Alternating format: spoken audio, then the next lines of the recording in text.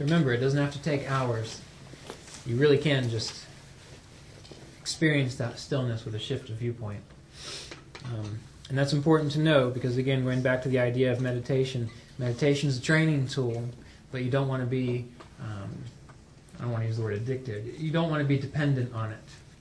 All right? You want to be able to shift into a clear state quickly. And Roy has often said and often written that really all it takes to wake up is simply a shift of viewpoint.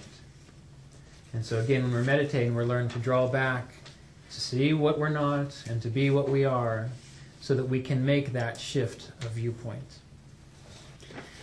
What we were talking about last time, and also earlier today, is learning to do the duty before you without attachment to the fruits of the results of the actions.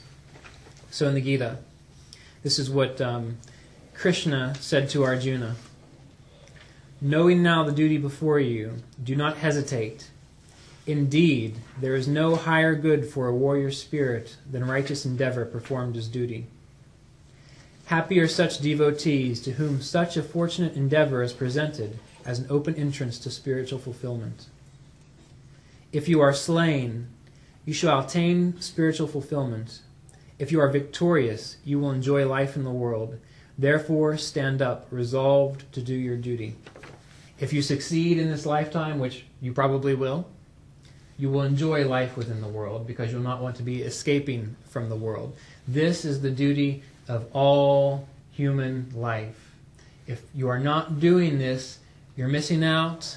You're sure you might be having some fun in the drama, but you're also not able to see that the suffering within the world, you're not able to see that it is not really your true nature, and it is not eternal, because it's not. You know, happiness comes, happiness goes. Suffering comes, suffering goes. But there's one thing which is always there, and that's you. And that's the thing which we are concerned with here today. All right? And Ramana Maharshi, he's not in the Kriya lineage, but he's a very great teacher. And he, in Autobiography of Yogi, Yogananda actually met with him when he went back to India. And remember, we were talking about asking frivolous questions. And when people would ask Ramana Maharshi questions such as, well, why does God allow suffering in the world and whatnot? He would say, well, find out who you are first and then see if that question arises. So one thing that you can learn, whether this question is frivolous or not, is you can say to yourself, would a self-realized person ask this question? And if the answer is no, then don't worry about it. What's that? That's a good question. Sure. Why are you laughing? Because, well, we'll see. Go ahead. All right. If you're self-realized, you wouldn't have any questions. What question would you ask? That's right. Yeah, that's the point. So, yeah, that's the point. That's the point. You know, and to follow that up with one of the other things that Ramana Maharshi would say, in order to be awake, to be enlightened, all you have to do is be still. That's it. Verse 38 of chapter 2. Now this is in your Kriya Bulletin I mentioned even-mindedness as the often overlooked aspect of yoga practice. Because it is. It's often overlooked. People think if they practice yoga, that's it. That's all they need to do. They don't need to have control over their states of consciousness.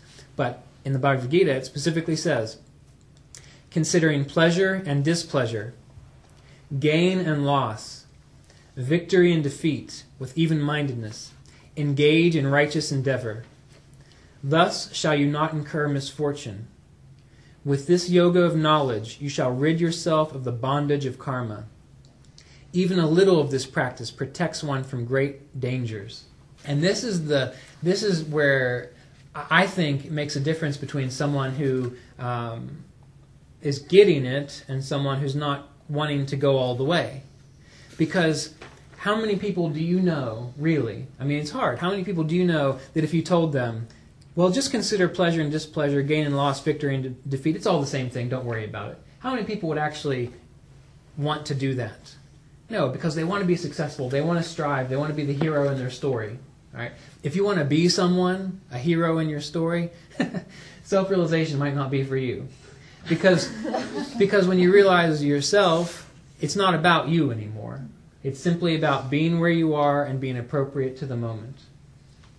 Now, in the Yoga Sutras, talks about attachment and aversion. Here are the things that cause difficulty for people. Absence of self-awareness with a capital S, a sense of individualized existence apart from the wholeness of life, attachment, aversion, and the will to live. These are the root causes of pain. All right, so let me read it again. Absence of self-awareness, a sense of individualized existence apart from the wholeness of life, attachment, aversion, and the will to live are the root causes of pain. Now, it goes on. Absence of self-awareness is the field for the other root causes of pain, and they can be dormant, weak, restrained, or active. Absence of self-awareness arises, here's where it comes from. Absence of self-awareness arises from imagining the impermanent to be permanent, the impure to be pure, pain to be happiness, and the non-self to be the self. This is where it comes from. Individualized awareness is identification of the two distinct powers of seeing and what is seen.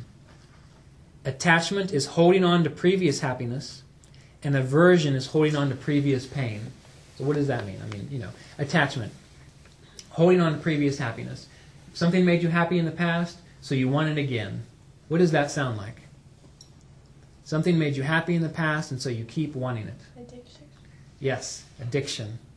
Aversion is holding on to previous pain. Now, all right, you've experienced pain in the past, so you have an attachment with, okay, this caused me pain, so you want to avoid it. How many times have you been in a situation where, in the present moment, something occurred which reminded you of something that happened in the past that caused you pain, but it wasn't causing you pain now, but yet you still felt the pain, mentally speaking. Okay? So that's what it means about being in the present moment. And these are the things which a yogi is endeavoring to overcome. Arjuna asks Krishna, what is it like? What is a self-realized person like? What do they demonstrate to the world? Krishna says, on this path, those who are firmly decided are resolute, and the thoughts of the uncommitted branch out in many directions and in endless variations. It's very important. When Roy Davis met Yogananda, Yogananda told him, read only my books for the first year or two that you're here. Now, why did he say that? It wasn't because he wanted his student to just follow him and whatnot. What he later said was, I want your mind to be so clear and so strong that when you read other works, you'll not be confused by them. Because if you've ever gone and studied with other spiritual teachers or read spiritual works, when I tell you to pull the current up the spine, someone will say, well, I heard you're supposed to let it go back down the spine. That comes up a lot. Or whatever it might be. There are different paths to the same thing. Pick one and stick with it. Then you'll get there. Just pick one. Don't worry about what other people are doing, what other people are saying. Just stick with your path. And if you practice a path and you say to yourself, well, gee, this isn't working for me. There's something wrong with this. Again, don't find fault with your tools. A hammer works as good in the hand of someone who knows how to use it, and it doesn't work so good in the hand of someone who doesn't know how to use it. As Roy told me one time, he said, people practice these techniques, and they say, well, they're just not working, whether it be visualization or the Kriya Pranayama. And he said, you have to work the techniques. You can't just, mechanically go through the process. So stick to it. I only read 3 books, mainly. I read the Yoga Sutras, the Bhagavad Gita, 4. The Yoga Sutras, the Bhagavad Gita, Autobiography of a Yogi, and Vasista's Yoga. Those are the books that I basically read. Every now and then I'll read a fantasy novel just for fun. But that's it, because that keeps me on task. I don't go and read, other people's stuff. But now when I do, when I read Eckhart Tolle, which is great as well, when I read Sri Aurobindo and all these other teachers, I'm able to see, okay, I can see the difference between what would be effective for me and what would not. I have more discernment now. So stick with one path to have that discernment. Don't let your thoughts branch out in many directions because you'll get nowhere.